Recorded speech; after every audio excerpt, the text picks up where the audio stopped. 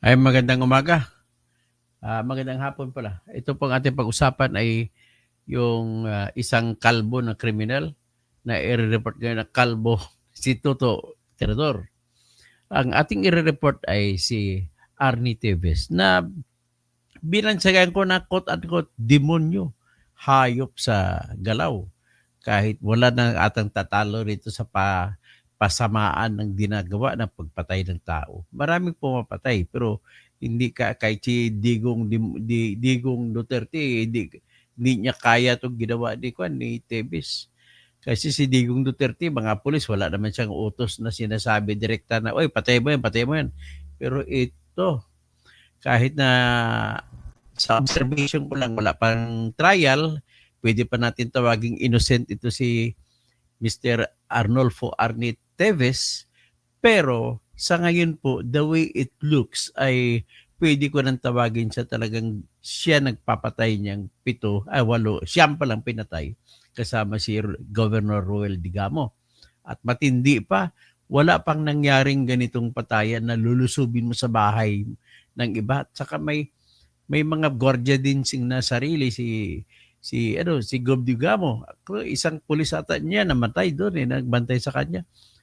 Pero akalain mo, yung ganong klaseng tao na nabalitaan na natin si Arnie Teves na tinakot pa niya yung regional director ng NBI na humuli sa mga isabong.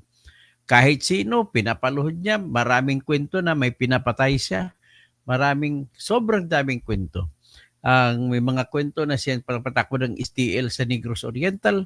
May kwento pa ng patakbo na siya raw kuno ay nagme-maintain sa dagat ng paggawaan ng shabu.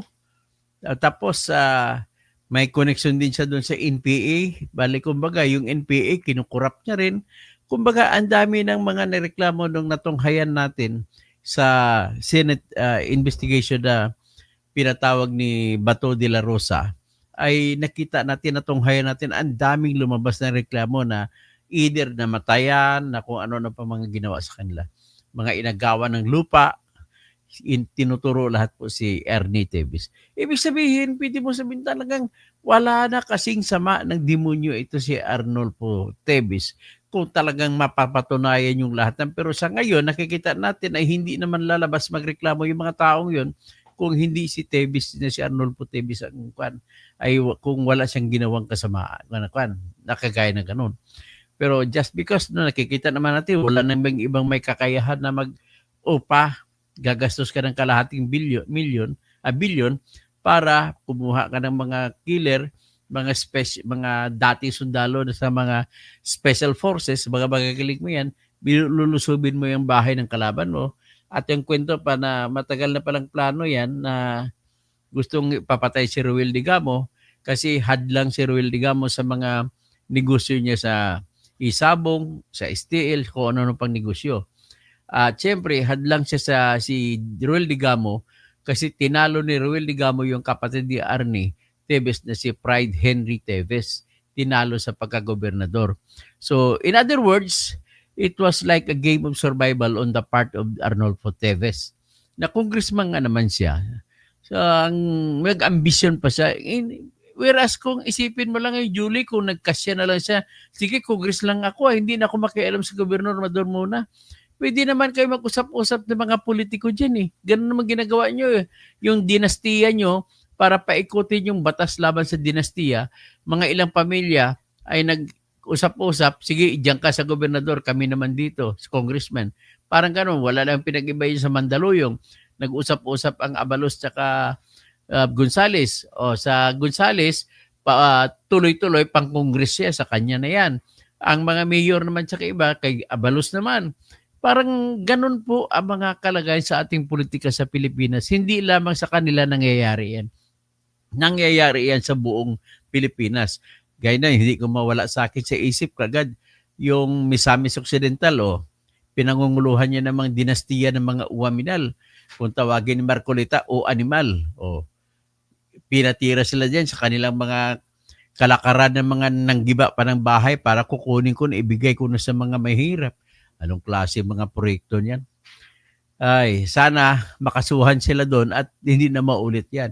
Ito kay Arnie Tevez, sana ito na ang huli na ganitong klaseng karumal-dumal na pangyayari na ginawa. At panoorin po natin kung makikita natin kung marunong din pala umiyak ang demonyo. Parang iyan pong aking nakita dito. Pakinggan natin po. Kay Ma'am Zenaida Teves. So with the kind indulgence of Ma'am Zenaida Teves. Ito po yung nanay ni Arnie Teves. Ito po ay nangyari sa press conference ng National Bureau of Investigation kinabukasan matapos na dumating sila Director Jaime Santiago galing sa Timor-Leste. Gamit nila yung Air Force na eroplano. Binitbit nila si Arnie Teves at sabi ni ang galing ng ano ha, ang taas ng mamaya ko na ipatugtog. Ang taas Julie ng ano ng pamantayan ng Timor-Leste. Alam mo Julie, bago binigay ng Timor-Leste si Arnie Teves kay Director Santiago, pinapirma pa sila na Director Santiago ng kondisyon. Mangako kami na hindi namin siya papatayin. Number 1, hindi bibigyan ng, hindi ito torturein. Mangako pabirman sila na hindi nila pasisentensya ng death sentence. Nangako rin ang Pilipinas pamagitan ni Arnie ni Jimmy Santiago na kung ikulong man siya hindi dapat lalampas sa 40 years. Oh, bakit 40 years? Ang dami-dami niya pinatay, 10. Alam naman natin na bawat patay ay reclusion perpetua. So, 10 reclusion perpetua yun kasi 10 pinatay niya. Tapos meron pang ibang frustrated murder na yung nabuhay. At marami pang ibang pinatay na kumaso. Ngayon ganito po yun. Ipaliwanag ko kung bakit hanggang 40 years lang. Mayroon kasi sa batas natin sa Pilipinas, may tinatag na three-folds rule.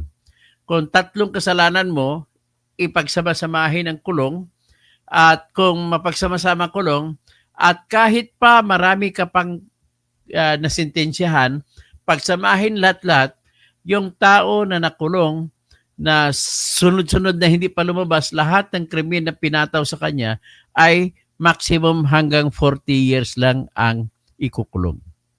Tataka kayo, bakit naman ganun? Parang unfair, di ba? Kasi ganito po yun, nasa batas na yan. Pag sinabi mo life sentence o reclusion perpetua, ay ang buhay ng tao po ay tinitingnan na 40 years lang maximum. So, ibig sabihin, kapag nasintensyan ka ng 10 life sentence, hanggang 40 years lang ikukulong mo. Ngayon, ito pa yung pinakahuling development dyan. Yung bagong batas na GCTA law, Good Conduct Time Allowance, ay mag-a-apply na ngayon sa mga reclusion perpetua na bilanggo at saka mga life sentence na bilanggo. So kung 40 years lang ang ikukulong ni Arnie Teves, kailan siya lalaya? Halimbawa, kasi kung ako kay Arnie Teves, sasabihin ko kay Topacio na aaminin niya na ngayon para mag-umpisa ng kulong niya. Para mabilis, para dire-diretso ng kulong. Tapos, magbibilang siya na tutuparin niya yung 10, 40 years na kulong. Pero dahil may tinatag na GCTA law, ay bababawasan yung actual na kulong na 40 years. Oh, sa sunod ko na pag-usapan niya kung paano. Ibig sabihin, hindi aabot ng 40 years ay lalaya na si Arnie Teves pagkatapos siya masentensyahan dito. Ay sana para tapos na sentensya niya, umamin na siya. Pero anyway, matagal na labanan ito. Kasi siyempre, magaling din na abogado si Perdito Pasio. Dadaan sila sa butas ng karayom bago nila mapakonvict si Arnie Teves. Ganun po ang advantage kapag ikaw ay may pera. At siyempre, maraming kasama si Topacio ng mga ibang abogado na panay magagaling naman mga abogado niya. So dito na ngayon papasok ang usapin. Ito ba mga abogado, mga moral ba ito? Bakit dinidepensa mga kriminal? Parang ganon. Well, nasa batas po natin sa konstitusyon na walang sinuman ang makulong na hindi dumadaan sa abogado. Okay, pakinggan natin ang pag-iyak ng demonyo. With your kind indulgence kay Ma'am Zenaida Teves, for the past 2 years, correct me if I'm wrong, ma'am, pero may 2 taon na po kayo hindi nagkikita personally ni former Congressman Arnie Teves. Now that he's here, and sinabi po niya kanina he's able to now face the charges wrapped up against him. What are your thoughts sa mother? Ang nanay niya yan, matanda ng nanay niya, si Zenaida Teves. nais ko lang pala sabihin na yung tatay ni Arne Teves na si Arnolfo Teves Sr. ay namatay noong December 24 sa sakit. So ngayon, bilib ako magaling umingles yung nanay ni Arne Teves eh. Kaya parang kakaiba kaysa parang hindi edukado si Arne pero nanay niya edukado eh. Ang galing mo sabi na my husband died last December 24. O, napansin niyo walang taon kung anong taon kasi last nga nung huling December 24. Ayan, ibig sabihin 2024. To Kong Teves po. Kaya po ba? Yan, nanay niya nagsasalita. First, I really would like to thank Director Santiago and the whole NBI troop here. Talagang maganda yung pagkakatrato nila sa anak ko. Tama ka, for the last 2 years, hindi kami nagkita.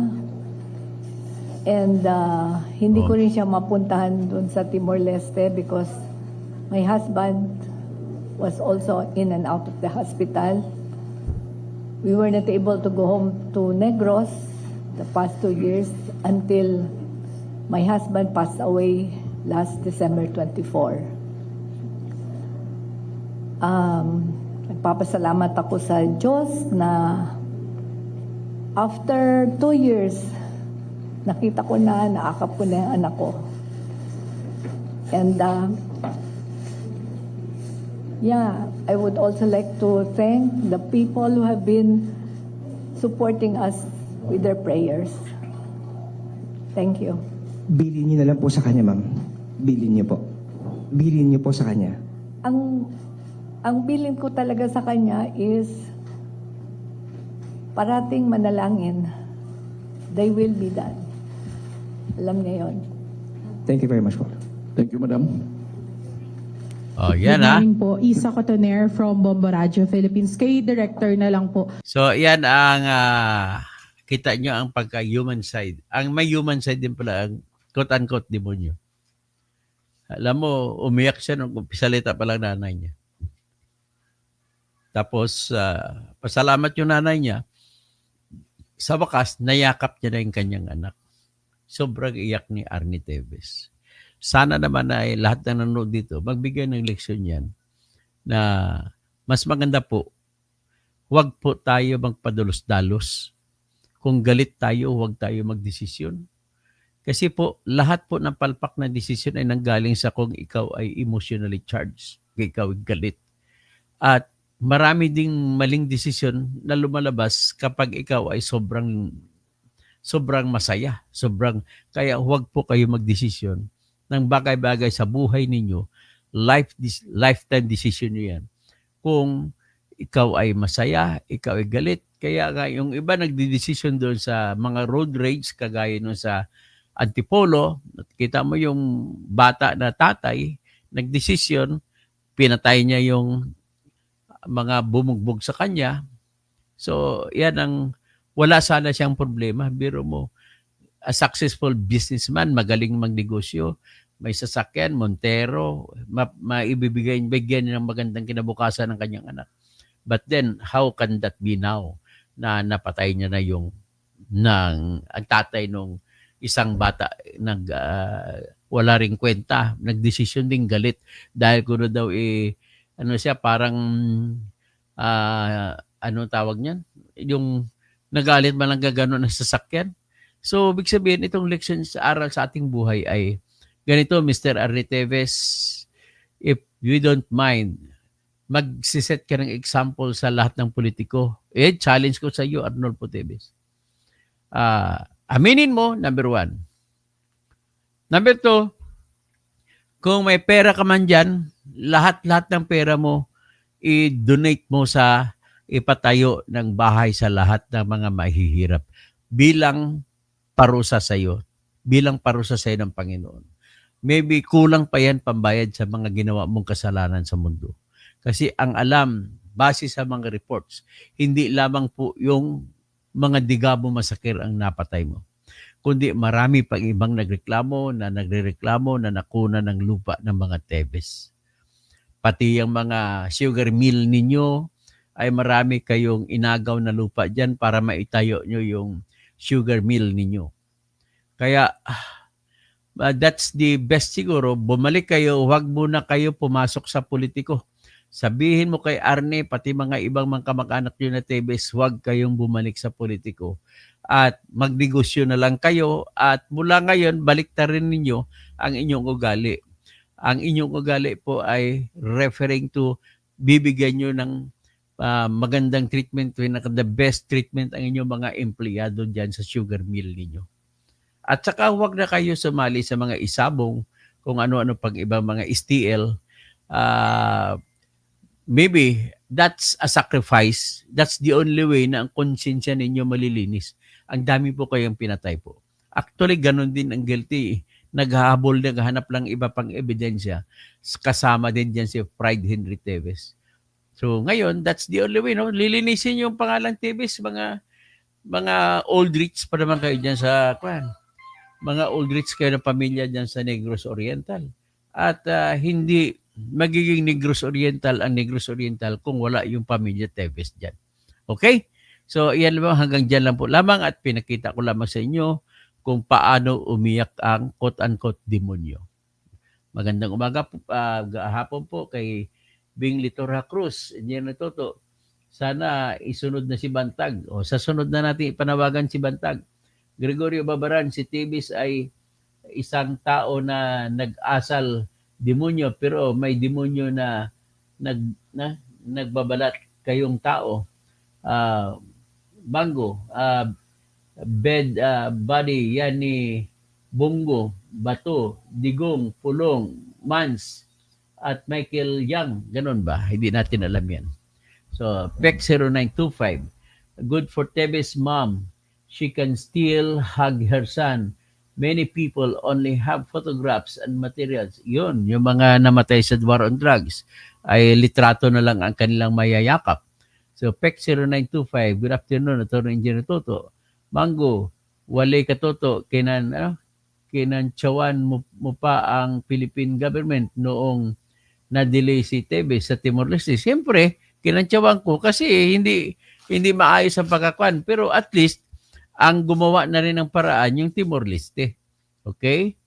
Ang Timor-Leste na rin gumawa ng paraan. Kumbaga, sa totoo lang, lumilitaw din ang krisis sa Timor-Leste na may awayan din ang korte at saka office of the president nila. Calling ba Santillan Denning? Hello po. Pa-shout out po, attorney, watching from United Kingdom.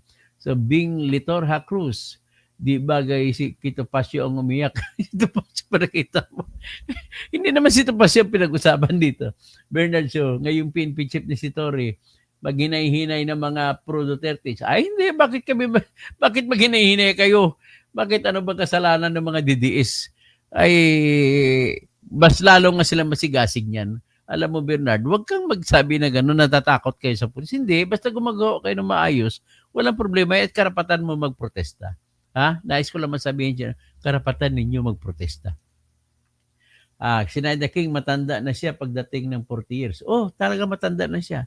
Rogelio Tapado, siguro mga 80 years old. Ano bang edad niya ni Arne Tevez? 50? O mga 55? O 55 plus 40? Eh di 90 plus na. Nako, hindi siya makalabas na ng bilangguan yan. Sa dami ng pinatay niya.